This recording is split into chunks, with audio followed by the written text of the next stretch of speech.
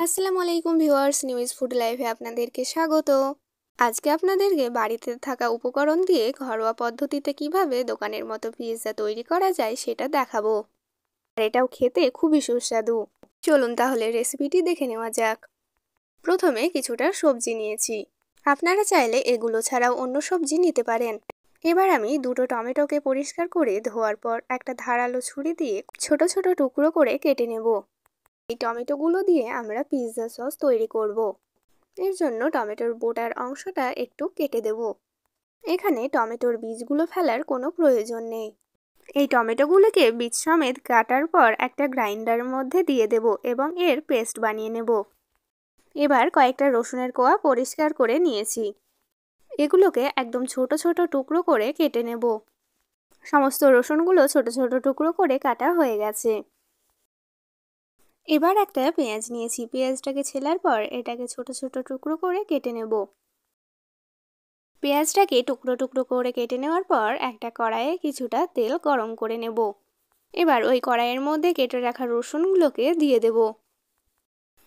এবার একটা খুন্তি দিয়ে এই রসুন কুচিগুলোকে কিছুক্ষণ নেড়ে ভেজে নেব। রসুন কুচিগুলো খুব বেশিক্ষণ ভাজার প্রয়োজন নেই। এবার এর মধ্যে পেঁয়াজ কুচিগুলোকে দিয়ে দেব।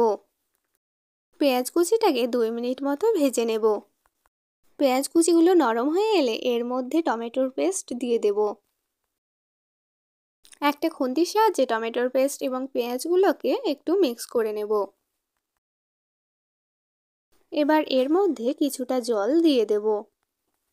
এখানে খুব বেশি পরিমাণে জল ব্যবহার করব না। এই উপকরণটা 2 মিনিট মতো ফুটিয়ে নেব।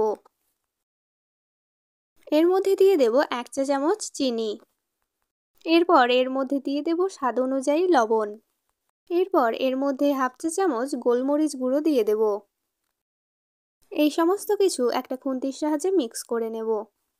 এটাকে 1 মিনিট মতো ফুটিয়ে নেব। উপকরণটা অনেকটাই ঘন হয়ে এসেছে। এবার এর মধ্যে আমি কিছুটা অরিগ্যানো দিয়ে দেব। পিৎজা সসের মধ্যে এটা দিলে এর টেস্ট অনেকটাই ভালো আসে। অরিগ্যানোর পরিবর্তে আপনি এখানে পিৎজা মিক্সও দিতে পারেন। এবার এর মধ্যে আমি কিছুটা চিলি ফ্লেক্স দিয়ে দেব। চিলি ফ্লেক্সটা এই উপকরণের সঙ্গে মিক্স করে নেব। পিৎজা সস এখন তৈরি, এখন চুলা বন্ধ করে দেব। পিৎজার জন্য এবার ডো তৈরি করব। এর জন্য একটা বড় পাত্রে কিছুটা ময়দা চেলে নিয়েছি। এখানে আমি 300 গ্রাম ময়দা নিয়েছি। এবার একটা চামচের সাহায্যে এই ময়দার মাঝে কিছুটা জায়গা তৈরি করে নেব। এর মধ্যে দিয়ে দেব টক দই। দইটা চামচ দিয়ে একটু ভেঙে নেব। এর মধ্যে দিয়ে দেব বেকিং সোডা, বেকিং পাউডার, পরিমাণ মতো চিনি, স্বাদ অনুযায়ী লবণ। দইয়ের সঙ্গে এই উপকরণগুলোকে মিক্স করে নেব এবং এটাকে রেস্টের জন্য 2 থেকে 3 মিনিটের জন্য রেখে দেব। 2 থেকে 3 মিনিট পর দেখতে পাবেন এর মধ্যে ফোম ক্রিয়েট হয়েছে। এটাকে ময়দার সঙ্গে মিক্স করে নেব। এটা মিক্স করে নিয়ে একটা ডো তৈরি করব। এখানে আপনি অল্প অল্প করে জল ব্যবহার করতে পারেন। আপনি জল ব্যবহার না করে এর মধ্যে আরও কিছুটা টক দইও ব্যবহার করতে পারেন। পিৎজার জন্য খুব নরম একটা ডো তৈরি করে নিতে হবে। পিৎজার জন্য পারফেক্ট একটা ডো তৈরি করা হয়ে গেছে। ডোয়ের চারি সাইডে সাদা তেল লাগিয়ে দেব। তেল লাগানো হয়ে গেলে একটা পরিষ্কার সাদা ভেজা কাপড় দিয়ে এটাকে ঢেকে রেখে দেব। যতক্ষণ ডোটা রেস্টের জন্য রাখা আছে ওই সময় কিছু সবজি কেটে নেব। প্রথমে আমি একটা টমেটো নিয়েছি। টমেটোর মাঝের বীজের অংশগুলোকে কেটে আলাদা করে নেব। বীজের অংশটাকে বাদ দিয়ে এই টমেটোগুলোকে ছোট ছোট টুকরো করে কেটে নেব। আমি এগুলো লম্বাভাবে কেটে নিয়েছি, আপনারা ছোট ছোট চৌকো আকারেও কেটে নিতে পারেন। এবার একটা ক্যাপসিকাম নিয়েছি, ক্যাপসিকামের বীজটাকে ফেলে দেব। একইভাবে ক্যাপসিকামগুলোকেও ছোট ছোট লম্বা টুকরো করে কেটে নেব। আমি এখানে শুধুমাত্র একটি কালারেরই ক্যাপসিকাম ব্যবহার করছি, আপনারা চাইলে অন্যান্য কালারেরও ব্যবহার করতে পারেন। এবার একটা পেঁয়াজ নিয়েছি, পেঁয়াজের মাঝের অংশ রেখে এগুলোকে লম্বা লম্বা টুকরো করে কেটে নেব।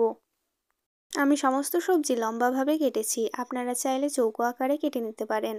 পিৎজার জন্য সবজি তৈরি। এবার নিয়ে নিয়েছি চিজ আর নিয়েছি সুইট কর্ন, আর আমাদের লাগবে বাটার।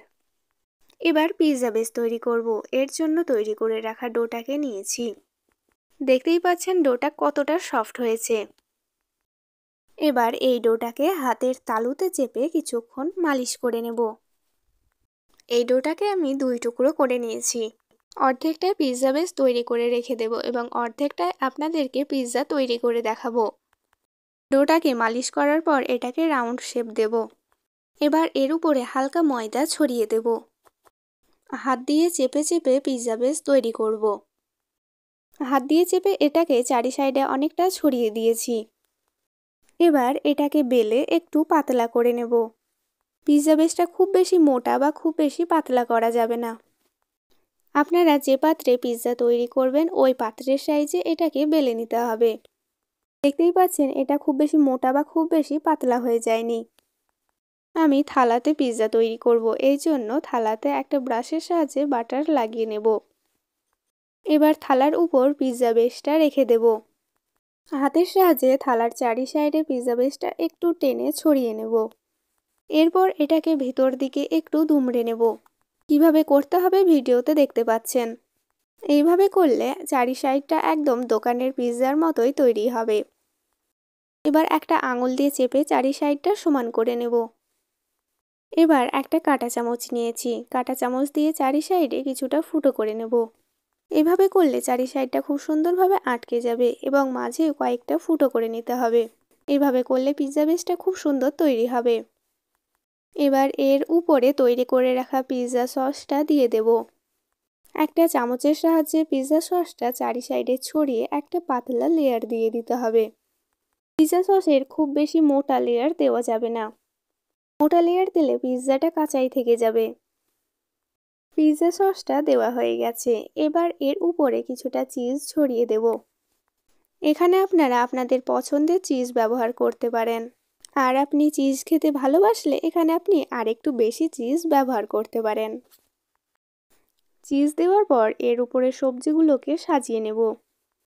প্রথমে ক্যাপসিকামগুলোকে সাজিয়ে নিয়েছি। এরপর এর মধ্যে দিয়ে দেব টমেটো কুচিগুলো।